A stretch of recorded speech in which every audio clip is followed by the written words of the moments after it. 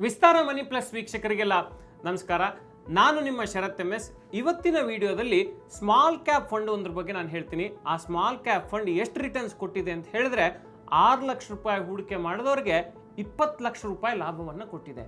ಯಾವುದು ಆ small cap fund, ಅದ್ರ ಬಗ್ಗೆ ನಾನು ಡೀಟೇಲ್ ಆಗಿ ಹೇಳ್ತೀನಿ. ಅದರ ಎಕ್ಸ್ಪೆನ್ಸ್ ರೇಷಿಯೋ ಏನು, ಯಾವ್ಯಾವ ಫಂಡ್ಗಳಲ್ಲಿ ಆ ಸ್ಮಾಲ್ ಕ್ಯಾಪ್ ಫಂಡ್ ಹೂಡಿಕೆ ಮಾಡಿದೆ, ಅಂದರೆ ಯಾವ್ಯಾವ ಕಂಪ್ನಿಗಳ ಮೇಲೆ ಆ ಸ್ಮಾಲ್ ಕ್ಯಾಪ್ ಫಂಡ್ ಹೂಡಿಕೆ ಮಾಡಿದೆ, ಯಾವ ರೀತಿ ರಿಟರ್ನ್ಸನ್ನು 1 ವರ್ಷ 3 ವರ್ಷ 5 ವರ್ಷದಲ್ಲಿ ಆ ಸ್ಮಾಲ್ ಕ್ಯಾಪ್ ಫಂಡ್ ಕೊಟ್ಟಿದೆ ಅನ್ನೋದ್ರ ಬಗ್ಗೆ ಹೇಳ್ತೀನಿ. ಅದರ ಜೊತೆಗೆ ಒಂದು ಮ್ಯೂಚುವಲ್ ಫಂಡನ್ನು ನಾವು ಹೇಗೆ ಅನಲೈಸ್ ಮಾಡಬೇಕು, ಮ್ಯೂಚುವಲ್ ಫಂಡ್ ಉತ್ತಮವೋ ಅಲ್ಲವೋ ಅಂತ ತಿಳ್ಕೊಳ್ಳೋದು ಹೇಗೆ ಅನ್ನೋದನ್ನು ಕೂಡ ಡೀಟೇಲ್ ಆಗಿ ಹೇಳ್ತೀನಿ. ಸಿಂಪಲ್ ಆಗಿ ಹೇಳಬೇಕು ಅಂದರೆ ಬೆಸ್ಟ್ ಮ್ಯೂಚುವಲ್ ಫಂಡನ್ನು ನಾವು ಹೇಗೆ ಸೆಲೆಕ್ಟ್ ಮಾಡ್ಕೋಬೇಕು, ಯಾವ್ಯಾವ ಪ್ಯಾರಾಮೀಟರ್ಸ್ ನೋಡಬೇಕು ಅನ್ನೋದನ್ನು ನಾನು ಪ್ರಾಕ್ಟಿಕಲ್ ಆಗಿ ಹೇಳ್ಕೊಡ್ತೀನಿ. ದಯವಿಟ್ಟು ವಿಡಿಯೋವನ್ನು ಫಸ್ಟಿಂದ ಲಾಸ್ಟ್ ತನಕ ಪೂರ್ತಿಯಾಗಿ ನೋಡಿ. ಯಾಕೆಂತ ಹೇಳಿದ್ರೆ ಅರ್ಧಂಬರ್ಧ ಮಾಹಿತಿ ತಿಳ್ಕೊಳ್ಳೋದು ಬಹಳ ಅಪಾಯಕಾರಿ. ಮತ್ತು ನಿಮಗೆ ಗೊತ್ತಿರಲಿ, ಇದು ಹೂಡಿಕೆ ಶಿಫಾರಸಲ್ಲ, ಇದು ಹಣಕಾಸು ಸಾಕ್ಷರತೆಗೆ ಸಲುವಾಗಿ ಮಾಡ್ತಿರ್ತಕ್ಕಂಥ ವಿಡಿಯೋ, ಅಂದರೆ ಫಿನಾನ್ಷಿಯಲ್ ಎಜುಕೇಷನ್ಗೋಸ್ಕರ ಮಾಡಿರುವಂಥ ವಿಡಿಯೋ. ನೀವು ಹೂಡಿಕೆ ಮಾಡುವ ಮುನ್ನ ತಜ್ಞರ ಅಭಿಪ್ರಾಯ ಪಡೆದು ನಂತರ ಮುಂದುವರಿಯೋಕ್ಕೆ ನಾವು ನೇರವಾಗಿ ಸೂಚನೆಯನ್ನು ಕೊಡ್ತಿದ್ದೀವಿ. ಹಾಗಾದರೆ ಯಾವುದು ಆ ಮ್ಯೂಚುವಲ್ ಫಂಡ್ ಅನ್ನೋದ್ರ ಬಗ್ಗೆ ಮಾತಾಡೋಣ. ಅದಕ್ಕೂ ಮುಂಚೆ ನಮ್ಮ ವಿಸ್ತಾರ ಮನಿ ಪ್ಲಸ್ ಯೂಟ್ಯೂಬ್ ಚಾನಲ್ನ ನೀವು ಸಬ್ಸ್ಕ್ರೈಬ್ ಮಾಡಿಲ್ಲ ಅಂದರೆ ದಯವಿಟ್ಟು ಸಬ್ಸ್ಕ್ರೈಬ್ ಮಾಡ್ಕೊಳ್ಳಿ, ಬೆಲ್ ಐಕಾನನ್ನು ಕ್ಲಿಕ್ ಮಾಡಿ. ಮತ್ತು ಇತ್ತೀಚೆಗೆ ನಾನು ಒಂದು ಹೊಸ ಪುಸ್ತಕವನ್ನು ಬರೆದಿದ್ದೀನಿ. ಆ ಪುಸ್ತಕದ ಹೆಸರು ದುಡ್ಡು ಬಿತ್ತಿ ದುಡ್ಡು ಬೆಳೆಯಿರಿ. ಮ್ಯೂಚುವಲ್ ಫಂಡ್ ಬಗ್ಗೆ ನಿಮಗೆ ನಾಲೆಡ್ಜ್ ಇಲ್ಲ, ಮ್ಯೂಚುವಲ್ ಫಂಡ್ ಹೂಡಿಕೆಯನ್ನು ನಾನು ಮಾಡಬೇಕು ಅನ್ನೋ ಇಚ್ಛೆ ನಿಮ್ಮದಾದರೆ ಮ್ಯೂಚುವಲ್ ಫಂಡ್ ಬಗ್ಗೆ ಸಮಗ್ರವಾದ ವಿವರ ಆ ಪುಸ್ತಕದಲ್ಲಿದೆ. ಹೇಗೆ ಹೂಡಿಕೆ ಮಾಡಬೇಕು, ಮ್ಯೂಚುವಲ್ ಫಂಡನ್ನು ಯಾರು ರೆಗ್ಯುಲೇಟ್ ಮಾಡ್ತಾರೆ, ಹೇಗೆ ಮ್ಯೂಚುವಲ್ ಫಂಡ್ ಕೆಲಸ ಮಾಡುತ್ತೆ, ಯಾಕೆ ಮ್ಯೂಚುವಲ್ ಫಂಡ್ ಬಗ್ಗೆ ನಾವು ಈ ದಿನಗಳಲ್ಲಿ ತಿಳ್ಕೊಳ್ಳೋದು ಅನಿವಾರ್ಯ ಇದೆ, ಮ್ಯೂಚುವಲ್ ಫಂಡ್ ಸಹಿಯೇ ಅಂತ ಯಾಕೆ ಕ್ಯಾಂಪೇನಿಂಗ್ ಶುರುವಾಗಿದೆ, ಇದೆಲ್ಲದರ ಬಗ್ಗೆ ಆ ಪುಸ್ತಕದಲ್ಲಿ ವಿವರ ಇದೆ. ಡಿಸ್ಕ್ರಿಪ್ಷನ್ನಲ್ಲಿ ಅದರ ಲಿಂಕ್ಗಳಿವೆ, ಅದನ್ನು ನೀವು ಕ್ಲಿಕ್ ಮಾಡಿ ಪುಸ್ತಕವನ್ನು ಖರೀದಿ ಮಾಡ್ಬೋದು. ಹಾಗೆಯೇ ಕೆಲವು ಕಾಂಟ್ಯಾಕ್ಟ್ ನಂಬರ್ಸ್ ಇದೆ, ಅದಕ್ಕೆ ಫೋನ್ ಮಾಡಿ ನೀವು ಪುಸ್ತಕಕ್ಕೆ ಆರ್ಡರ್ನ ಕೊಡ್ಬೋದು. ನಾನು ಆಗಲೇ ಹೇಳಿದ್ನಲ್ಲ, 6 ಲಕ್ಷ ಹೂಡಿಕೆ ಮಾಡಿದರೆ 20 ಲಕ್ಷ ಲಾಭ ಕೊಡುವ ಸಾಮರ್ಥ್ಯ ಇರುವ ಆ ಸ್ಮಾಲ್ ಕ್ಯಾಪ್ ಮ್ಯೂಚುವಲ್ ಫಂಡ್ ಯಾವುದು ಅಂತೇಳಿ ನಾನು ತಿಳಿಸ್ಕೊಡ್ತೀನಿ. ಹಾಗೆಯೇ ಪ್ರಾಕ್ಟಿಕಲ್ ಆಗಿ ಮ್ಯೂಚುವಲ್ ಫಂಡನ್ನು ಅನಲೈಸ್ ಮಾಡೋದು ಹೇಗೆ ಅನ್ನೋದನ್ನು ಕೂಡ ನಾನು ನಿಮಗೆ ಸ್ಕ್ರೀನ್ ಮೇಲೆ ತೋರಿಸ್ತೀನಿ. ದಯವಿಟ್ಟು ಪೂರ್ತಿ ವಿಡಿಯೋವನ್ನು ನೋಡಿ. ಈಗ ನೋಡಿ, ನಾನು ಗೂಗಲ್ಗೆ ಹೋಗ್ತಾ ಇದ್ದೀನಿ. ಗೂಗಲ್ಗೆ ಹೋಗ್ಬಿಟ್ಟು ನಾನು ET ಮನಿ ಅಂತೇಳಿ ಒಂದು ವೆಬ್ಸೈಟ್ ಇದೆ, ET ಮನಿ ಅಂತೇಳಿ ಒಂದು ವೆಬ್ಸೈಟ್ ಇದೆ, ಅದಕ್ಕೆ ಹೋಗ್ತಾ ಇದ್ದೀನಿ. ET ಮನಿ ವೆಬ್ಸೈಟ್ಗೆ ಹೋದ ನಂತರ ನಾನಲ್ಲಿ ಮ್ಯೂಚುವಲ್ ಫಂಡ್ಸ್ ಅನ್ನೋ ಕ್ಯಾಟಗರಿಯನ್ನು ಕ್ಲಿಕ್ ಮಾಡ್ತಿದ್ದೀನಿ. ಮ್ಯೂಚುವಲ್ ಫಂಡ್ಸ್ನಲ್ಲಿ ಈಕ್ವಿಟಿ ಮ್ಯೂಚುವಲ್ ಫಂಡ್ಸ್ಗೆ ಹೋಗ್ತೀನಿ. ಈಕ್ವಿಟಿ ಮ್ಯೂಚುವಲ್ ಫಂಡ್ಸ್ನಲ್ಲಿ ಸ್ಮಾಲ್ ಕ್ಯಾಪ್ ಮ್ಯೂಚುವಲ್ ಫಂಡ್ಗೆ ಹೋಗ್ತೀನಿ. ಹಾಗೆಯೇ ಸ್ಮಾಲ್ ಕ್ಯಾಪ್ ಮ್ಯೂಚುವಲ್ ಫಂಡಲ್ಲಿ ಕ್ವಾಂಟ್ ಸ್ಮಾಲ್ ಕ್ಯಾಪ್ ಫಂಡ್ ಹೆಸರನ್ನು ಮತ್ತೊಮ್ಮೆ ಹೇಳ್ತೀನಿ, ಕೇಳ್ಕೊಳ್ಳಿ. ಕ್ವಾಂಟ್ ಸ್ಮಾಲ್ ಕ್ಯಾಪ್ ಫಂಡ್ಗೆ ನಾನು ಹೋಗ್ತಾ ಇದ್ದೀನಿ. ಈ ಕ್ವಾಂಟ್ ಸ್ಮಾಲ್ ಕ್ಯಾಪ್ ಫಂಡ್ ಹೇಗೆ ರಿಟರ್ನ್ಸನ್ನು ಕೊಟ್ಟಿದೆ ಅನ್ನೋದನ್ನು ನಾವೊಮ್ಮೆ ನೋಡ್ಬಿಡೋಣ. ಉದಾಹರಣೆಗೆ ನೀವು ಮುಂದಿನ 10 ವರ್ಷಗಳ ಕಾಲ, ಈಗ ನೋಡಿ ಮುಂದಿನ 10 ವರ್ಷಗಳ ಕಾಲ, ಇಲ್ಲಿ ನೋಡಿ 10 ವರ್ಷದ ಇನ್ವೆಸ್ಟ್ಮೆಂಟ್ ಪೀರಿಯಡು, ನೀವು ಪ್ರತಿ ತಿಂಗಳು 5,000 ಸಾವಿರ ರೂಪಾಯಿ ಹಾಕ್ಕೊಂಡು ಹೋದ್ರಿ ಅಂತ ಹೇಳಿದ್ರೆ ಇದರ ರಿಟರ್ನ್ಸ್ ಎಷ್ಟಾಗ್ಬೋದು ಅನ್ನೋ ಒಂದು ಅಂದಾಜನ್ನು ಇಲ್ಲಿ ಕೊಟ್ಟಿದ್ದಾರೆ. ಟೋಟಲ್ ಇನ್ವೆಸ್ಟ್ಮೆಂಟು ಅಂದರೆ ಪ್ರತಿ ತಿಂಗಳು ನೀವು 5,000 ಸಾವಿರ ರೂಪಾಯಿ ಹಾಕ್ಕೊಂಡು ಮುಂದಿನ 10 ವರ್ಷಗಳ ಕಾಲ ಹೂಡಿಕೆ ಮಾಡಿದರೆ ಹೂಡಿಕೆ ಮೊತ್ತ 6 ಲಕ್ಷ ರೂಪಾಯಿ ಆಗುತ್ತೆ. ಪ್ರಾಫಿಟ್ಟು 20,97,000 ರೂಪಾಯಿ ಆಗುತ್ತೆ ಅನ್ನೋದನ್ನು ಇಲ್ಲಿ ಸೂಚಿಸ್ತಾ ಇದ್ದಾರೆ. ಅಂದರೆ ಯಾವ ರೀತಿ ರಿಟರ್ನ್ಸನ್ನು ಕೊಟ್ಟಿದೆ ಅಂತ ಹೇಳಿದ್ರೆ ವಾರ್ಷಿಕವಾಗಿ ಇದು 28.28% ರಿಟರ್ನ್ಸನ್ನು ಕೊಡೋ ಸಾಮರ್ಥ್ಯವನ್ನು ಈ ಮ್ಯೂಚುವಲ್ ಫಂಡ್ ಹೊಂದಿದೆ ಅನ್ನೋದನ್ನು ಇಲ್ಲಿಯ ಅನಾಲಿಸಿಸ್ ಹೇಳ್ತಿದೆ. ET ಮನಿ ಅಂತೇನು ವೆಬ್ಸೈಟ್ ಇದೆ, ಆ ವೆಬ್ಸೈಟ್ನಲ್ಲಿ ಇದರ ಮಾಹಿತಿ ಸಿಗುತ್ತೆ. ಅದ್ರ ಮೂಲಕ ನಾನು ನಿಮಗೆ ತಿಳಿಸುವಂಥ ಪ್ರಯತ್ನ ಮಾಡ್ತಿದ್ದೀನಿ. ಒಂದು ವೇಳೆ ನೀವು ಇದೇ ದುಡ್ಡನ್ನು ಬ್ಯಾಂಕ್ ಅಕೌಂಟ್ನಲ್ಲಿ ಇಟ್ಟಿದ್ರೆ 8.6 ಲಕ್ಷ ಆಗ್ತಿತ್ತು. ಅದು ನೀವು ಗೋಲ್ಡ್ ಮೇಲೆ ಇನ್ವೆಸ್ಟ್ ಮಾಡಿದರೆ 9.86 ಲಕ್ಷ ಆಗ್ತಿತ್ತು. ಮತ್ತು ಇದೇ ಮ್ಯೂಚುವಲ್ ಫಂಡ್ ಕ್ಯಾಟಗರಿಯ ಬೇರೆ ಫಂಡ್ಗಳಲ್ಲಿ, ಅಂದರೆ ಸ್ಮಾಲ್ ಕ್ಯಾಪ್ನ ಬೇರೆ ಫಂಡ್ಗಳಲ್ಲಿ ಹೂಡಿಕೆ ಮಾಡಿದರೆ 20,25,000 ಆಗ್ತಿತ್ತು. ಆದರೆ ಈ ಫಂಡ್ನಲ್ಲಿ ಹೂಡಿಕೆ ಮಾಡಿದರೆ ಅಸಲು ಬಡ್ಡಿ, ಅಂದರೆ ಅಸಲು ಮತ್ತು ಮ್ಯೂಚುವಲ್ ಫಂಡ್ ಮೇಲಿನ ಗಳಿಕೆ ಸೇರಿ 26,97,000 ರೂಪಾಯಿ ಆಗ್ತಾಯಿತ್ತು. ಹಾಗಾಗಿ ಇದು one of the best performers in the category ಅಂತೇಳಿ ಹೇಳಲಾಗ್ತಿದೆ. ಮತ್ತು ಹಾಗೆಯೇ ಲಂಸಮ್ಗೆ ಬರೋಣ. ಲಂಸಮ್. ಉದಾಹರಣೆಗೆ ನಿಮ್ಮ ಹತ್ರ ಈಗ ಒಂದು 2 ಲಕ್ಷ ರೂಪಾಯಿ ಹಣ ಇದೆ ಅಂತ ಇಟ್ಕೊಳ್ಳಿ. 2 ಲಕ್ಷ ರೂಪಾಯಿ ಹಣ ಇದೆ. ನೀವು 2 ಲಕ್ಷ ರೂಪಾಯಿನ ಈ ಮ್ಯೂಚುವಲ್ ಫಂಡ್ನಲ್ಲಿ ಹಾಕಿದರೆ ಎಷ್ಟಾಗುತ್ತೆ ಅಂತ ನೋಡಿದ್ರೆ 2 ಲಕ್ಷ ಹಾಕ್ತೀರಿ, ನೀವು 10 ವರ್ಷ ಆ ದುಡ್ಡನ್ನ ತೆಗೆಯೋದಿಲ್ಲ ಅಂತಾದರೆ ಇಲ್ಲಿ ನೋಡಿ, ಇವತ್ತು 2 ಲಕ್ಷ ಹಾಕಿ ಇನ್ನು 10 ವರ್ಷ ನೀವು ತೆಗೆಯೋದಿಲ್ಲ ಈ ಹಣವನ್ನು. ಈ ಮ್ಯೂಚುವಲ್ ಫಂಡ್ ಅಂದರೆ ಈ ಮ್ಯೂಚುವಲ್ ಫಂಡ್ ಯಾವುದು ಅಂತೇಳಿ ನಾನು ಆಗಲೇ ಹೇಳಿದ್ದೆ, ಕ್ವಾಂಟ್ ಸ್ಮಾಲ್ ಕ್ಯಾಪ್ ಫಂಡಲ್ಲಿ ಹಾಕಿ ನೀವು 10 ವರ್ಷ ಸುಮ್ಮನಿದ್ರೆ, ಇವತ್ತು 2 ಲಕ್ಷ ರೂಪಾಯಿ ಹಾಕಿ ಇನ್ನು 10 ವರ್ಷ ಸುಮ್ಮನೆ ಇದ್ದರೆ ಅದು ಸುಮಾರು 11,96,000 ರೂಪಾಯಿ ಲಾಭವನ್ನು ಕೊಡಬಹುದು ಅಂಥೇಳಿ ಇಲ್ಲಿ ಪ್ರಾಕ್ಟಿಕಲಿ ಒಂದು ಇದನ್ನು ತೋರಿಸ್ತಿದ್ದಾರೆ. ಮತ್ತು ಪ್ರಾಫಿಟ್ ಆಗಲೇ ಹೇಳಿದಾಗೆ 11,96,000, ಒಟ್ಟು ಇನ್ವೆಸ್ಟ್ಮೆಂಟ್ 2 ಲಕ್ಷ ರೂಪಾಯಿ. ನಾವು 2 ಲಕ್ಷ ರೂಪಾಯಿ ಇವತ್ತು ಹಾಕಿ ಸುಮ್ಮನಿದ್ರೆ ಅದು 10 ವರ್ಷ ಆದಮೇಲೆ ಒಟ್ಟು 13,96,000 ರೂಪಾಯಿ ಆಗುತ್ತೆ. ಆ್ಯನ್ಯುವಲೈಸ್ ರಿಟರ್ನ್ ಅಂದರೆ ಪ್ರತಿ ವರ್ಷ ಸುಮಾರು 21.45% ರಿಟರ್ನ್ಸನ್ನು ಇದು ಕೊಡುತ್ತೆ ಅನ್ನೋ ಅಂದಾಜನ್ನು ಇದರಲ್ಲಿ ಮಾಡಲಾಗ್ತಿದೆ. ನಾನು ಈಗಾಗಲೇ ಹೇಳಿದಾಗೆ this not a investment recommendation. ಈ ಫಂಡು ಹೇಗೆ ಪರ್ಫಾರ್ಮ್ ಮಾಡಿದೆ, ಈ ಆಧಾರದಲ್ಲಿ ನಿಮಗೆ ಎಷ್ಟು ರಿಟರ್ನ್ ಸಿಗಬಹುದು ಅನ್ನೋದನ್ನು ತೋರಿಸುವಂಥ ಒಂದು ಪ್ರಯತ್ನ. ಹಾಗೆಯೇ ನೋಡಿ, ಈ ಫಂಡ್ನಲ್ಲಿ ಯಾವ್ಯಾವ ಕ್ಯಾಟಗರಿಗೆ ದುಡ್ಡನ್ನು ಹಾಕಿದ್ದಾರೆ. ಅಸೆಟ್ ಅಲೋಕೇಶನ್ ಅಂದರೆ ಜನರಿಂದ ಪಡೆದಂಥ ಹಣವನ್ನು ಈ ಫಂಡು ಎಲ್ಲೆಲ್ಲಿ ಹೂಡಿಕೆ ಮಾಡಿದೆ ಅಂತ ನೋಡೋದಾದರೆ, ಲಾರ್ಜ್ ಕ್ಯಾಪ್ನಲ್ಲಿ 21.97% ಹಣವನ್ನು ಹೂಡಿಕೆ ಮಾಡಿದ್ದಾರೆ, ಅಂದರೆ ದೊಡ್ಡ ಕಂಪ್ನಿಗಳಲ್ಲಿ. ಮಧ್ಯಮ ಗಾತ್ರದ ಕಂಪ್ನಿಗಳು ಅಂದರೆ ಮಿಡ್ ಕ್ಯಾಪ್ನಲ್ಲಿ 2.33% ಹಣವನ್ನು ಹೂಡಿಕೆ ಮಾಡಿದ್ದಾರೆ. ಮತ್ತು ಸ್ಮಾಲ್ ಕ್ಯಾಪ್ ಕಂಪ್ನಿಗಳು ಅಂದರೆ ಸಣ್ಣ ಗಾತ್ರದ ಕಂಪ್ನಿಗಳ ಮೇಲೆ 70.8% ಹಣ ಹೂಡಿಕೆ ಆಗಿದೆ. ಮತ್ತು ಡೆಟ್ ಅಂದರೆ ಸರ್ಕಾರಿ ಸಾಲಪತ್ರಗಳು ಅಥವಾ ಇನ್ನು ಸೇಫ್ ಇನ್ವೆಸ್ಟ್ಮೆಂಟ್ಸ್ ಅಂತೇನಿರ್ತವೆ ಅಲ್ಲಿ 1.01% ಹಣ ಈ ಫಂಡ್ನಲ್ಲಿ ಹೂಡಿಕೆ ಆಗಿದೆ. ಅಂದರೆ small cap fund, ಕ್ವಾಂಟ್ small cap ಫಂಡ್ನಲ್ಲಿ ಈ ರೀತಿಯ ಹೂಡಿಕೆ ಆಗಿದೆ. ಸ್ಮಾಲ್ ಕ್ಯಾಪ್ನಲ್ಲೇ ಇಲ್ಲಿ ಯಾಕೆ ಜಾಸ್ತಿ ಹೂಡಿಕೆ ಮಾಡಿದ್ದಾರೆ 70.8% ಅಂತ ಹೇಳಿದ್ರೆ, ಇದು ಬೇಸಿಕಲಿ ಸ್ಮಾಲ್ ಕ್ಯಾಪ್ ಫಂಡು. ಹಾಗಾಗಿ ಹೂಡಿಕೆದಾರರ ಬಹುಪಾಲು ಹಣವನ್ನು ಇಲ್ಲಿ ಸ್ಮಾಲ್ ಕ್ಯಾಪ್ ಮೇಲೇ ಹೂಡಿಕೆ ಮಾಡಬೇಕಾಗಿ ಬರುತ್ತೆ. ಸೊ ಈ ಫಂಡ್ ಯಾವ್ಯಾವ ಷೇರುಗಳ ಮೇಲೆ ಹಣವನ್ನು ಹೂಡಿಕೆ ಮಾಡಿದೆ ಅಂತ ನೋಡಿದ್ರೆ 9.87% ಹಣವನ್ನು ರಿಲಯನ್ಸ್ ಇಂಡಸ್ಟ್ರೀಸ್ ಮೇಲೆ ಹಾಕಿದೆ. IRB ಇನ್ಫ್ರಾಸ್ಟ್ರಕ್ಚರ್ ಡೆವಲಪರ್ಸ್ ಲಿಮಿಟೆಡ್ ಮೇಲೆ 3.86% ಹಣವನ್ನು ಹಾಕಿದೆ.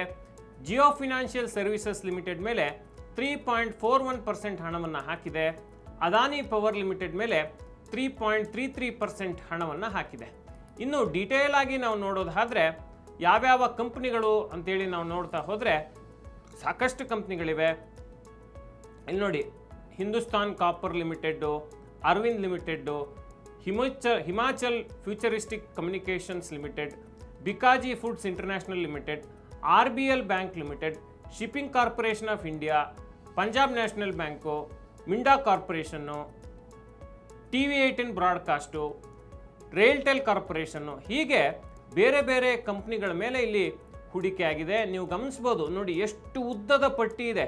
ನೀವು ಕೊಡೋ 500 ರೂಪಾಯಿ ಹೂಡಿಕೆನೋ ಅಥವಾ 1000 ರೂಪಾಯಿ ಹೂಡಿಕೆನೋ ಅಥವಾ 5000 ರೂಪಾಯಿ ಹೂಡಿಕೆನೋ 10,000 ರೂಪಾಯಿ ಹೂಡಿಕೆನೋ ಆ ಹಣ ಇಷ್ಟೆಲ್ಲ ಕಂಪ್ನಿಗಳ ಮೇಲೆ ಹೂಡಿಕೆ ಆಗುತ್ತೆ. ಅದಕ್ಕಾಗಿ ಹೇಳೋದು ಮ್ಯೂಚುವಲ್ ಫಂಡ್ಸ್ನಲ್ಲಿ ರಿಸ್ಕ್ ಕಡಿಮೆ. ಇಲ್ಲಿ ಪೋರ್ಟ್ಫೋಲಿಯೋ ಮ್ಯಾನೇಜರ್ ಯಾರಿರ್ತಾರೆ ಅಂದರೆ ಫಂಡ್ ಮ್ಯಾನೇಜರ್ ಯಾರಿರ್ತಾರೆ ಅವರು ಇದನ್ನು ನಿರ್ವಹಣೆ ಮಾಡ್ತಾರೆ. ನಾವು ಕೊಟ್ಟಂಥ ದುಡ್ಡನ್ನು ಎಲ್ಲಿ ಹಾಕಬೇಕು ಅನ್ನೋದನ್ನು ಅವ್ರು ತೀರ್ಮಾನ ಮಾಡ್ತಾರೆ. ಕಾಲಕ್ಕೆ ಅದನ್ನ ಬದಲಾವಣೆ ಮಾಡ್ತಾರೆ. ಹಾಗಾಗಿ ನಮಗೆ ಇಲ್ಲಿ ನೇರವಾಗಿ ನಿರ್ವಹಣೆ ಮಾಡುವಂಥ ರಿಸ್ಕ್ ಇರೋದಿಲ್ಲ. ಸ್ಟಾಕ್ ಮಾರ್ಕೆಟ್ ಆದರೆ ಏನಾಗುತ್ತೆ, ನೇರವಾಗಿ ನಾವೇ ಶೇರ್ಗಳನ್ನು ಖರೀದಿ ಮಾಡಿ ಯಾವ ಶೇರ್ ಇಟ್ಕೋಬೇಕು, ಯಾವ ಶೇರ್ ಮಾರಾಟ ಮಾಡಬೇಕು ಅನ್ನೋ ತೀರ್ಮಾನವನ್ನು ನಾವೇ ಮಾಡಬೇಕಾಗಿ ಬರುತ್ತೆ. ಇಲ್ಲಿ ಎಕ್ಸ್ಪರ್ಟ್ ಫಂಡ್ ಮ್ಯಾನೇಜರ್ಗಳು ಇರುವ ಕಾರಣ ಇಲ್ಲಿ ನಿಮಗೆ ಆ ರಿಸ್ಕ್ ಇರೋದಿಲ್ಲ. ನೀವು ಫಂಡ್ನಲ್ಲಿ ಒಂದು ಒಳ್ಳೆ ಫಂಡನ್ನು ಸೆಲೆಕ್ಟ್ ಮಾಡಿ ಅದರಲ್ಲಿ ದುಡ್ಡು ಹಾಕ್ತಾ ಹೋದರೆ ಆಯಿತು, ಇನ್ನು ಉಳಿದಿದ್ದ ಕೆಲಸವನ್ನು ಫಂಡ್ ಮ್ಯಾನೇಜರ್ಗಳು ನಿರ್ವಹಣೆ ಮಾಡ್ತಾರೆ. ಮತ್ತು ಇನ್ನೊಂದು ಅಂಶವನ್ನು ಇಲ್ಲಿ ನಾವು ನೋಡಬೇಕು. ಏನು ಅದು ಅಂತ ಹೇಳಿದ್ರೆ ಟಾಪ್ ಸೆಕ್ಟರ್ಸ್. ಈಗ ಸ್ಟಾಕ್ ಮಾರ್ಕೆಟ್ನಲ್ಲಿ ಬೇರೆ ಬೇರೆ ವಲಯಗಳಿರ್ತವೆ. Energy sector, financial sector, banking sector, service sector, IT sector, ಈ ರೀತಿ. ಸೊ ಈ ಫಂಡ್ನಲ್ಲಿ, ಈ ಕ್ವಾಂಟ್ ಸ್ಮಾಲ್ ಕ್ಯಾಪ್ ಫಂಡ್ನಲ್ಲಿ ಎಲ್ಲೆಲ್ಲಿಗೆ ಹಣ ಹೋಗಿದೆ ಅಂತೇಳಿ ನಾವು ನೋಡಿದ್ರೆ ಎನರ್ಜಿ ಸೆಕ್ಟರ್ಗೆ 16.13% ಹೋಗಿದೆ, ಫಿನಾನ್ಷಿಯಲ್ ಸೆಕ್ಟರ್ಗೆ 13.13% ಹೋಗಿದೆ, ಸರ್ವಿಸಸ್ ಸೆಕ್ಟರ್ಗೆ 10.14% ಹೋಗಿದೆ, ಕನ್ಸ್ಟ್ರಕ್ಷನ್ ಸೆಕ್ಟರ್ಗೆ 9.65% ಹೋಗಿದೆ. ಹಾಗೆಯೇ ಫರ್ದರ್ ನಾವು ನೋಡಿದ್ರೆ ಮೆಟಲ್ಸ್ ಆ್ಯಂಡ್ ಮೈನಿಂಗ್ ಸೆಕ್ಟರ್ಗೆ 9.31% ಹೋಗಿದೆ, ಹೆಲ್ತ್ ಕೇರ್ ಸೆಕ್ಟರ್ಗೆ 8.95% ಹೋಗಿದೆ, ಕನ್ಸ್ಯೂಮರ್ ಸ್ಟೇಪಲ್ 6.56% ಹೋಗಿದೆ, ಕಮ್ಯುನಿಕೇಷನ್ ಸೆಕ್ಟರ್ಗೆ 4.16% ಹೋಗಿದೆ. ಹೀಗೆ ನೋಡ್ತಾ ಹೋದರೆ ಬೇರೆ ಬೇರೆ ವಲಯಗಳಲ್ಲಿ ನಿಮ್ಮ ಹೂಡಿಕೆಯನ್ನು ಫಂಡ್ ಮ್ಯಾನೇಜರ್ಗಳು ಇಲ್ಲಿ ಹಾಕ್ತಾರೆ. ಒಂದು ನೀವು ಇಲ್ಲೇನು ಗಮನಿಸ್ಕೋಬೇಕು ಅಂದರೆ, ಮೊದಲನೇದಾಗಿ ನೀವು ಹೂಡಿಕೆ ಮಾಡುವ 500 ರೂಪಾಯಿ, 1000 ರೂಪಾಯಿ, 2000 ರೂಪಾಯಿ, 10,000 ರೂಪಾಯಿ ಆ 16 ಕಂಪ್ನಿಗಳ ಮೇಲೆ, ಅಂದರೆ 50-60 ಕಂಪ್ನಿಗಳ ಮೇಲೆ ಹೂಡಿಕೆ ಆಗುತ್ತೆ. 16 ವಲಯದ ಕಂಪ್ನಿಗಳ ಮೇಲೆ ಹೂಡಿಕೆ ಆಗುತ್ತೆ. IT ಸೆಕ್ಟರ್ ಇರ್ಬೋದು, ಆಟೋಮೊಬೈಲ್ ಸೆಕ್ಟರ್ ಇರ್ಬೋದು, ಸರ್ವಿಸ್ ಸೆಕ್ಟರ್ ಇರ್ಬೋದು, ಎನರ್ಜಿ ಸೆಕ್ಟರ್ ಇರ್ಬೋದು. ಈ ರೀತಿಯ ಹೂಡಿಕೆ ಆಗೋದ್ರಿಂದ ನಿಮ್ಮ ಪೋರ್ಟ್ಫೋಲಿಯೋದಲ್ಲಿ ರಿಸ್ಕ್ನ ಪ್ರಮಾಣ ಕಡಿಮೆ ಆಗುತ್ತೆ. ಅಂದರೆ ಒಂದೇ ಕಂಪ್ನಿ ಮೇಲೆ ಹಾಕ್ಬಿಟ್ಟು ಆ ಕಂಪ್ನಿ ನಾಳೆ ದಿವಸ ಸಮಸ್ಯೆಗೆ ಸಿಲುಕೊಂಡ್ರೆ ನಿಮ್ಮ ಹಣ ಸಮಸ್ಯೆಗೂ ಸಿಲುಕೊಳ್ಳುತ್ತೆ. ಆ ರೀತಿ ಆಗದೇ ಇರೋಂಗೆ ಮ್ಯಾನೇಜ್ ಮಾಡೋದಕ್ಕೆ ಇಲ್ಲಿ ಫಂಡ್ ಮ್ಯಾನೇಜರ್ಸ್ ಇರ್ತಾರೆ. ಮತ್ತು ಇನ್ನು ಫರ್ದರ್ ಈ ಕ್ವಾಂಟ್ ಸ್ಮಾಲ್ ಕ್ಯಾಪ್ ಫಂಡ್ನ ಬೇರೆ ಡೀಟೇಲ್ಸನ್ನು ನಾವು ಸ್ವಲ್ಪ ನೋಡೋಣ. ಏನು ಅದು ಅಂತ ಹೇಳಿದ್ರೆ ನೋಡಿ, ಎಕ್ಸ್ಪೆನ್ಸ್ ರೇಷಿಯೋ ಅಂದರೆ ಈ ಫಂಡ್ನಲ್ಲಿ ಹೂಡಿಕೆ ಮಾಡಿದರೆ ಎಕ್ಸ್ಪೆನ್ಸ್ ರೇಷಿಯೋ ಎಷ್ಟು ಅಂದರೆ ಕಮಿಷನ್ ಎಷ್ಟು ಪಡ್ಕೋತಾರೆ ನೇರವಾಗಿ ನೀವೇ ಹೂಡಿಕೆ ಮಾಡಿದರೆ ಅಂದರೆ 0.77% ಇದರಲ್ಲಿ ಎಕ್ಸ್ಪೆನ್ಸ್ ರೇಷಿಯೋ ಇದೆ, ಅಂದರೆ ಕಮಿಷನನ್ನು ಪಡ್ಕೋತಾರೆ. ಎಕ್ಸಿಟ್ ಲೋಡ್ ನೀವು 1 ವರ್ಷಕ್ಕಿಂತ ಮುಂಚೆ ನೀವು ಎಕ್ಸಿಟ್ ಆಗಬೇಕು ಅಂತ ಹೇಳಿದ್ರೆ 1.0% ಎಕ್ಸಿಟ್ ಲೋಡ್ ಇದೆ. ಅಸೆಟ್ ಅಂಡರ್ ಮ್ಯಾನೇಜ್ಮೆಂಟ್, ಈ ಫಂಡ್ನಲ್ಲಿ ಎಷ್ಟು ಕೋಟಿ ಹಣ ಇದೆ, ಎಷ್ಟು ಜನ ಹೂಡಿಕೆ ಮಾಡಿದ ಮೊತ್ತ ಎಷ್ಟು ಅಂತ ಕೇಳಿದ್ರೆ 15,664 ಕೋಟಿ ರೂಪಾಯಿ. ಇದಕ್ಕೆ ಲಾಕ್ ಇನ್ ಇದೆಯಾ? ಇಲ್ಲ. ಆದರೆ ಅವಧಿಗೆ ಮುಂಚೆ 1 ವರ್ಷಕ್ಕಿಂತ ಮುಂಚೆ ಸಾಮಾನ್ಯವಾಗಿ ನೀವು ಹಣವನ್ನು ವಾಪಸ್ ತೆಗೆದ್ರೆ ನೀವು ಅದಕ್ಕೆ 1.0% ಎಕ್ಸಿಟ್ ಲೋಡನ್ನು ಕೊಡಬೇಕಾಗುತ್ತೆ. ಮತ್ತು ಏಜ್ ಎಷ್ಟು? 11 ವರ್ಷ 1 ತಿಂಗಳಿಂದ ಈ ಫಂಡ್ ಚಾಲ್ತಿಯಲ್ಲಿದೆ. ಅಂದರೆ ಜನವರಿ 1, 2013ರಿಂದ ಈ ಫಂಡ್ ಚಾಲ್ತಿಯಲ್ಲಿ ಇದೆ. ಮಿನಿಮಮ್ ಇನ್ವೆಸ್ಟ್ಮೆಂಟು ನೀವು SIP ಮಾಡೋದಾದರೆ, ಅಂದರೆ ಪ್ರತಿ ತಿಂಗಳು ನೀವು ಹೂಡಿಕೆ ಮಾಡೋದುಕೊಂಡು ಹೋಗೋದಾದರೆ ನೀವು 1,000 ರೂಪಾಯಿ ಹೂಡಿಕೆ ಮಾಡ್ಬೋದು. ಲಮ್ಸಮ್ ಹೂಡಿಕೆ ಮಾಡೋದಾದರೆ 5,000 ರೂಪಾಯಿ ಹೂಡಿಕೆ ಮಾಡ್ಬೋದು. ಅಂದರೆ ನಿಮ್ಗೆ ಯಾವಾಗಲೂ ಹಣ ಸಿಗ್ತಾ ಹೋಗುತ್ತೆ ಅಂತಂದಾಗ ನೀವು ಅದಕ್ಕೆ 5,000 ರೂಪಾಯಿ ಹಣವನ್ನು ಹಾಕ್ಕೊಂಡು ಹೋಗ್ಬೋದು. ಅಂದರೆ ಇವತ್ತು ನಿಮ್ಗೆ 5,000 ರೂಪಾಯಿ ಸಿಕ್ತು ಹಾಕ್ಬೋದು, ನಾಳೆಗೆ 5,000 ರೂಪಾಯಿ ಸಿಕ್ತು ಹಾಕ್ಬೋದು, 1 ತಿಂಗಳು ಬಿಟ್ಟು 5,000 ರೂಪಾಯಿ ಸಿಕ್ತು ಹಾಕ್ಬೋದು. ಆ ರೀತಿ ನೀವು ಹಾಕ್ಬೋದು. ನೀವು 1 ವರ್ಷದ ಒಳಗಡೆ ಇದನ್ನು ನಗದೀಕರಣ ಮಾಡಿಕೊಂಡು ನಿಮಗೆ ಲಾಭ ಬಂದರೆ 15% ಟ್ಯಾಕ್ಸನ್ನು ಕಟ್ಟಬೇಕಾಗುತ್ತೆ. ಇಲ್ಲಿ ನೋಡಿ, ಶಾರ್ಟ್ ಟರ್ಮ್ ಕ್ಯಾಪಿಟಲ್ ಗೇನ್ಸ್, ಅಲ್ಪಾವಧಿ ಬಂಡವಾಳ ಗಳಿಕೆ ತೆರಿಗೆ ಬರುತ್ತೆ. ಮತ್ತು 1 ವರ್ಷ ಆದಮೇಲೆ ನೀವು 1 ಲಕ್ಷ ಗಳಿಕೆ ಒಳಗಡೆ ನಿಮ್ಮ ಗಳಿಕೆ ಇದ್ದರೆ ಯಾವುದೇ ತೆರಿಗೆ ಕಟ್ಟಬೇಕಾಗಿಲ್ಲ. 1 ವರ್ಷ ಆದ ನಂತರ 1 ಲಕ್ಷಕ್ಕಿಂತ ಹೆಚ್ಚು ಗಳಿಕೆ ಇದ್ದರೆ, ಸೇ ಫಾರ್ ಎಕ್ಸಾಂಪಲ್ 1 ವರ್ಷದಲ್ಲಿ ನೀವು 2 ಲಕ್ಷ ಮಾಡಿದ್ರಿ, 1 ವರ್ಷ ಆದ ನಂತರ ನಿಮ್ಗೆ 2 ಲಕ್ಷ ಲಾಭ ಬಂದಿತ್ತು ಅಂತ ಹೇಳಿದ್ರೆ ಮೊದಲನೇ 1 ಲಕ್ಷಕ್ಕೆ ಯಾವುದೇ ಟ್ಯಾಕ್ಸ್ ಇರಲ್ಲ. ಎರಡನೇ 1 ಲಕ್ಷದ ಗಳಿಕೆಗೆ 10% ಟ್ಯಾಕ್ಸನ್ನು ಕಟ್ಟಬೇಕಾಗತ್ತೆ. ಅದಕ್ಕೆ ಲಾಂಗ್ ಟರ್ಮ್ ಕ್ಯಾಪಿಟಲ್ ಗೇನ್ಸ್ ಅಂದರೆ ದೀರ್ಘಾವಧಿ ಬಂಡವಾಳ ಗಳಿಕೆ ತೆರಿಗೆ ಅನ್ವಯಿಸುತ್ತೆ. ಇನ್ನು ರಿಟರ್ನ್ ಕನ್ಸಿಸ್ಟೆನ್ಸಿ ಅಂದರೆ ಸ್ಥಿರವಾಗಿ ಇದು ಲಾಭಾಂಶವನ್ನು ಕೊಡ್ತಾ ಬಂದಿದೆಯಾ ಅಂತ ಹೇಳಿದರೆ ಇವರ ರಿಸರ್ಚ್ ಪ್ರಕಾರ ಇದರ ರಿಟರ್ನ್ ಕನ್ಸಿಸ್ಟೆನ್ಸಿ ಚೆನ್ನಾಗಿದೆ. ಮತ್ತು the fund has generated 7.13% annual return in 70% of the times for investors holding for at least 5 years ಅಂತೇಳಿ ಅದು ಹೇಳ್ತಿದೆ. ಮತ್ತು ವೊಲಟಾಲಿಟಿ ಪ್ರೊಟೆಕ್ಷನ್ ಅಂದರೆ ಮಾರುಕಟ್ಟೆ ತುಂಬ ಏರಿಳಿತ ಇರುವಾಗ ಈ ಫಂಡ್ ಅಷ್ಟು ಸ್ಥಿರತೆಯನ್ನು ತೋರಿಲ್ಲ. ವೊಲಟಾಲಿಟಿ ಜಾಸ್ತಿ ಇರುವಾಗ ಇದು ಬೇಗ ಕುಸಿತವನ್ನು ಕಾಣುತ್ತೆ ಅನ್ನೋದನ್ನು ಇದು ಹೇಳುತ್ತೆ. ಅಂದರೆ ಏರಿಕೆ ಮತ್ತು ಗಳಿಕೆ ಅವಕಾಶ ಎಷ್ಟಿದೆಯೋ ಈ ಫಂಡ್ನಲ್ಲಿ, ಹಾಗೆಯೇ ಮಾರುಕಟ್ಟೆ ಅಸ್ಥಿರವಾಗಿದ್ದಾಗ ಬೀಳೋ ಸಾಧ್ಯತೆಯೂ ಅಷ್ಟೇ ಇದೆ ಅಂತೇಳಿ ಅವರು ಹೇಳ್ತಿದ್ದಾರೆ. ಇಲ್ಲಿ ನೋಡಿ, volatility protection, this fund ranks lower in terms of protecting against volatility within its category ಅಂತೇಳಿ ಹೇಳ್ತಾರೆ. ಮತ್ತು return outperformance, this fund has generated highest return among small cap funds in last 5 years. ಕಳೆದ 5 ವರ್ಷಗಳ ಲೆಕ್ಕಾಚಾರ ಮಾಡಿದ್ರೆ small cap ಫಂಡ್ಗಳಲ್ಲಿ ಅತಿ ಹೆಚ್ಚು ರಿಟರ್ನ್ಸನ್ನು ಕೊಟ್ಟಿದೆ. ಹಾಗಾಗಿ ಇದು high risk high reward category. ಇಲ್ಲಿ ನೋಡಿ, ವೊಲಟಾಲಿಟಿ ಪ್ರೊಟೆಕ್ಷನ್ ಕಡಿಮೆ ಇದೆ, ಆದರೆ ರಿಟರ್ನ್ ಔಟ್ ಪರ್ಫಾರ್ಮೆನ್ಸ್ ಜಾಸ್ತಿ ಇದೆ. ಸೊ ಹಾಗಾಗಿ ನೀವು ಇದೆಲ್ಲವನ್ನು ಗಮನದಲ್ಲಿ ಇಟ್ಕೋಬೇಕು ಹೂಡಿಕೆ ಮಾಡೋದಕ್ಕೂ ಮುಂಚೆ. ಅಸೆಟ್ ಅಂಡರ್ ಮ್ಯಾನೇಜ್ಮೆಂಟ್ ಗ್ರೋತ್ ಅಂದರೆ ಜಾಸ್ತಿ ಜನ ಇದರಲ್ಲಿ ಹಣ ಹಾಕ್ತಿದ್ದಾರಾ ಅಂತ ಹೇಳಿದ್ರೆ ಈ ಫಂಡ್ನಲ್ಲಿ ಲಾಸ್ಟ್ 12 ತಿಂಗಳಲ್ಲಿ, ಕಳೆದ 12 ತಿಂಗಳಲ್ಲಿ ಭಾಳಷ್ಟು ಜನ ಹಣವನ್ನು ಹಾಕಿದ್ದಾರೆ. ಅದನ್ನು ಇಲ್ಲಿ ಸೂಚಿಸಿ ಹೇಳಿದ್ದಾರೆ ಅವರು. ಈ ಅಂಶವನ್ನು ನೀವು ಕೂಡ ಗಮನಿಸ್ಕೋಬೇಕು. ಇಲ್ಲಿ ನೋಡಿ, consistency of returns excellent, protection from volatility poor ಅಂತೇಳಿ ಇಲ್ಲಿ ತೋರಿಸಿದ್ದಾರೆ. ಈ ಅಂಶಗಳನ್ನು ನೀವು ಗಮನದಲ್ಲಿ ಇಟ್ಕೊಳ್ಬೇಕಾಗತ್ತೆ. ಮತ್ತು ಹಾಗೆಯೇ ನಾವು ಫರ್ದರ್ ಇನ್ನೊಂದಿಷ್ಟು ಡೀಟೇಲ್ಸನ್ನು ನೋಡೋಣ. ಈಗ ನೋಡಿ, ಈ ಫಂಡ್ ಮ್ಯಾನೇಜರ್ಗಳು ಯಾರು ಈ ಫಂಡನ್ನು ಮ್ಯಾನೇಜ್ ಮಾಡ್ತಾರೆ ಅಂತೇಳಿ ನೋಡಿದರೆ ಅಂಕಿತ್ ಎ ಪಾಂಡೆ ಮತ್ತು ವಾಸವ್ ಸೆಹಗಲ್ ಅವರ ಟೀಮ್ ಈ ಫಂಡನ್ನು ಮ್ಯಾನೇಜ್ ಮಾಡುತ್ತೆ. ಅಂಕಿತ್ ಪಾಂಡೆ CFA ಮತ್ತು MBA ಮಾಡಿದ್ದಾರೆ. ಕ್ವಾಂಟ್ ಫೈನಾನ್ಷಿಯಲ್ ಫಂಡ್ಗೆ ಜಾಯ್ನ್ ಆಗೋಕ್ಕೆ ಮುಂಚೆ ಇನ್ಫೋಸಿಸ್ ಫಿನಾಕಲ್ ಅಲ್ಲಿ ಕೆಲಸ ಶುರು ಮಾಡಿ ಈಕ್ವಿಟಿ ರಿಸರ್ಚಲ್ಲಿ 2011ರಲ್ಲಿ ಅವರು ವೃತ್ತಿಯನ್ನು ಆರಂಭಿಸಿದರು. ಅವರ ಡೀಟೇಲ್ ಇದು ನೋಡಿ. ಇನ್ನು ವಾಸವ್ ಸೆಹಗಲ್ ಅಂತ ತಗೊಂಡ್ರೆ BCom ಮಾಡಿ CFA ಆಗಿ ಅವರು ಸಾಕಷ್ಟು ಎಕ್ಸ್ಪೀರಿಯನ್ಸನ್ನು ಇಟ್ಕೊಂಡು ಕ್ವಾಂಟ್ ಮ್ಯೂಚುವಲ್ ಫಂಡ್ಗೆ ಜಾಯ್ನ್ ಆಗಿದ್ದಾರೆ. ಯಾಕೆ ನಾವು ಇದನ್ನೆಲ್ಲ ನೋಡಬೇಕು ಅಂತ ಹೇಳಿದ್ರೆ, ಈ ಫಂಡಲ್ಲಿ ಯಾರು ನಿರ್ವಹಣೆ ಮಾಡ್ತಿದ್ದಾರೆ, ಅವರ ಸಾಮರ್ಥ್ಯ ಏನು, ಅವರ ತಿಳುವಳಿಕೆಯ ಪ್ರಮಾಣ ಏನು, ಅವರು ಎಷ್ಟರ ಮಟ್ಟಿಗೆ ಈಕ್ವಿಟಿ ಮಾರ್ಕೆಟನ್ನು ತಿಳ್ಕೊಂಡಿದ್ದಾರೆ ಅನ್ನೋ ಮಾಹಿತಿ ಕೂಡ ನಿಮ್ಗಿಲ್ಲಿ ಸಿಗುತ್ತೆ. ಹಾಗಾಗಿ ಹೂಡಿಕೆ ಮಾಡೋಕ್ಕೆ ಮುಂಚೆ ನೀವು ಈ ಅಂಶಗಳನ್ನು ನೋಡ್ಕೋಬೇಕಾಗುತ್ತೆ. ಈ ಫಂಡನ್ನು ಬೇರೆ ಬೇರೆ ಅಂದರೆ ಕ್ವಾಂಟ್ ಸ್ಮಾಲ್ ಕ್ಯಾಪ್ ಫಂಡನ್ನು ಬೇರೆ ಬೇರೆ ಫಂಡ್ಗಳ ಜೊತೆ ಕಂಪೇರ್ ಮಾಡಿ ನೋಡಿದಾಗ bank of India small cap fund ಸದ್ಯದಲ್ಲಿ 845 ಕೋಟಿ ರೂಪಾಯಿ ಅಸೆಟ್ ಮ್ಯಾನೇಜ್ಮೆಂಟ್ ಇದೆ. ಅಂದರೆ 845 ಕೋಟಿ ರೂಪಾಯಿನ ಬೇರೆ ಬೇರೆ ಜನರು ಈ ಫಂಡ್ನಲ್ಲಿ ಹೂಡಿಕೆ ಮಾಡಿದ್ದಾರೆ. 5 ವರ್ಷ 2 ತಿಂಗಳಾಗಿದೆ ಈ ಫಂಡ್ನ ಏಜು. ಎಕ್ಸ್ಪೆನ್ಸ್ ರೇಷಿಯೋ ಅಂದರೆ ಕಮಿಷನ್ನು 0.88% ಇದೆ. ಹಾಗೆಯೇ ಕ್ವಾಂಟ್ ಸ್ಮಾಲ್ ಕ್ಯಾಪ್ ಫಂಡ್ ನಾವು ಈಗಾಗಲೇ ಹೇಳಿದಾಗೆ 15,664 ಕೋಟಿ ರೂಪಾಯಿ ಇದೆ. 11 ವರ್ಷ 1 ತಿಂಗಳಿಂದ ಈ ಫಂಡು ಚಾಲ್ತಿಯಲ್ಲಿದೆ. 0.77% ಎಕ್ಸ್ಪೆನ್ಸ್ ರೇಷಿಯೋ ಇದೆ.